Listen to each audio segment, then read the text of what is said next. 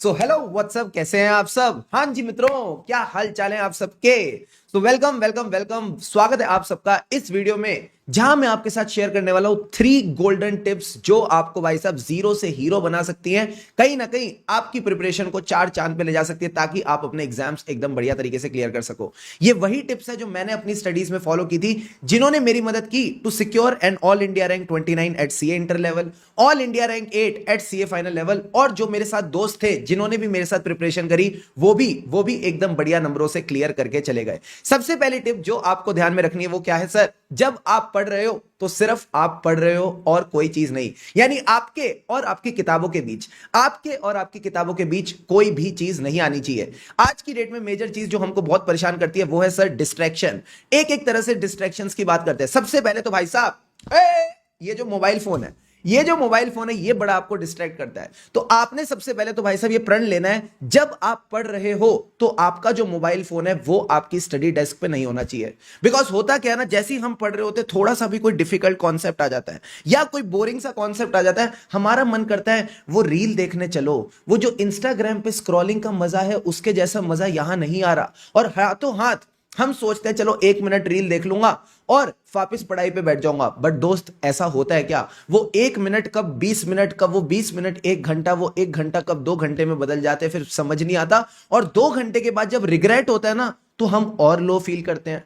जब हम और लो फील करते हैं तो और पढ़ाई नहीं हो पाती, फिर हम वापस उसी चीज में लग जाते हैं। तो सबसे पहले आपने ये अपने आप से प्रण लेना है, क्या? जब भी मैं पढ़ने बैठूंगा मैं अपने मोबाइल फोन को अपने सामने नहीं रखूंगा। यानी अगर आप 2 से 3 घंटे का एक स्टडी सेशन निकाल रहे हैं तो आप अपने मोबाइल फोन को या तो कोशिश करेंगे कि दूसरे कमरे में रख दें, किसी कबर्ड में रख दें, या अपने मम्मी पापा को दे दो, जो भी आपको करना है। बट आपका मोबाइल फोन आपके सामने नहीं होना चाहिए। बिकॉज बचपन में टीचर ने कहावत सिखाई थी सर, क्या? Out of sight out of mind. जो चीज नजरों के सामने नहीं, वो फिर दिमाग में भी परेशानी नहीं करती। इसी से दूसरी डिस्ट्रैक्शन का बात हो जाती है सर, क्या? माइंड को परेशान क्या करते हैं? थॉट्स। कभी कोई थॉट, कभी कोई थॉट, पता नहीं अलग अलग तरह के थॉट हमको परेशान करते रहते हैं। और जब थॉट्स आते हैं तो हम उन्हीं थॉट्स में खेलने लग जाते हैं और पढ़ाई पे से ध्यान चला जाता है। तो सर ऐसे टाइम पे क्या करें? अगर आपको थॉट्स वगैरह परेशान करते हैं तो just take a second, just take 2-3 seconds, और वो जो थॉट्स हैं उनको एक नोटबुक पे नोट डाउन कर लो।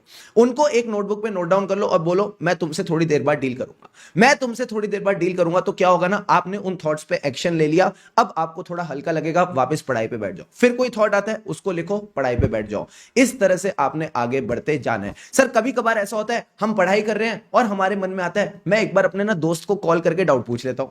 मैं अपने दोस्त को कॉल करके डाउट पूछ लेता हूं, अरे भाई ऐसे नहीं करना, ऐसे आप खुद तो परेशान हुई, आपने अपने दोस्त की भी पढ़ाई खराब कर दी, उसको भी डिस्ट्रैक्ट कर दिया। तो जितने भी डाउट्स हैं दिन भर के एक साथ इकट्ठे कर लो, दिन भर के डाउट्स एक साथ इकट्ठे कर लो, और शाम को जाके आप अपने दोस्त को कॉल लगा लो और उसके साथ बैठ के सारे डाउट्स एक साथ डील करके चल लो। You are getting the point और नॉट? Yes sir. इस तरह से आपने अपनी पढ़ाइयों को एकदम इफेक्टिव बना के चलना है। दूसरी गलती जो मोस्टली सीए स्टूडेंट सर क्या करते हैं, वो सोचते हैं अरे पहली बारी तो मैं सब्जेक्ट पढ़ रहा हूं, इसको एवं ही पढ़ लेते हैं। सर एवं ही पढ़ लेते हैं मतलब अपने आप को ना हीरो बनते हैं। मैंने अपना अकाउंट्स 5 दिन में कर लिया, मैंने अपना लॉ 6 दिन में कर लिया, मैंने ऑडिट 7 दिन में कर लिया। अब सर वो जो 5 दिन 6 दिन 7 दिन में किया होता है ना, उसमें आपने प्रैक्टिस नहीं करी होती, उसमें लर्निंग नहीं करी होती, बस आपने ऊपर ऊपर से बस सब्जेक्ट को गो थ्रू कर रखा होता है। ऐसे थोड़ी होता है। कई बच्चे क्लासेस भी ऐसी कंप्लीट करते हैं, बस क्लास चला के छोड़ दी, सारी क्लासेस कंप्लीट कर ली और सोचा सब्जेक्ट हो गया। अरे ऐसा नहीं होता।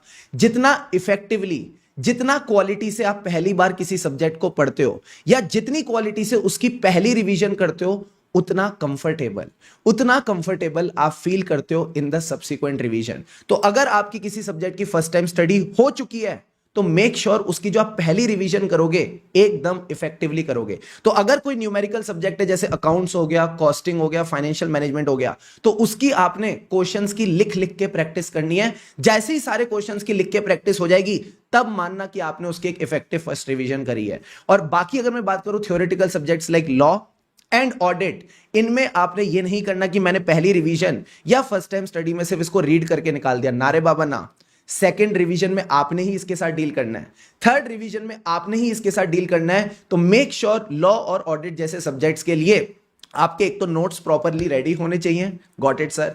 प्लस जब आप उसको फर्स्ट टाइम रिवाइज कर रहे हो after doing your first time study of the classes, उसमें भी आप रिटेंशन पे पूरा फोकस करके चलोगे। You are getting the point और नॉट? Yes sir.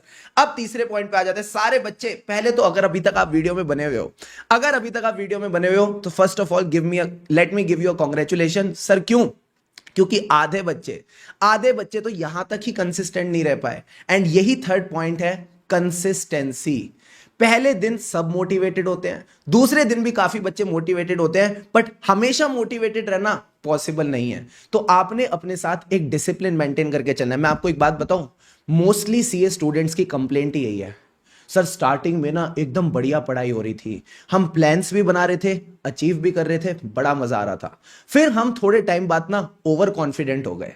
जैसे ही ओवर कॉन्फिडेंट हुए, हमने पढ़ाई छोड़ दी, हमने ब्रेक ले लिया, और जहां छोटा सा ब्रेक लिया था वहां वो ब्रेक एकदम खिंचता चला गया। अब हमारी पढ़ाई अच्छे से नहीं हो पाई।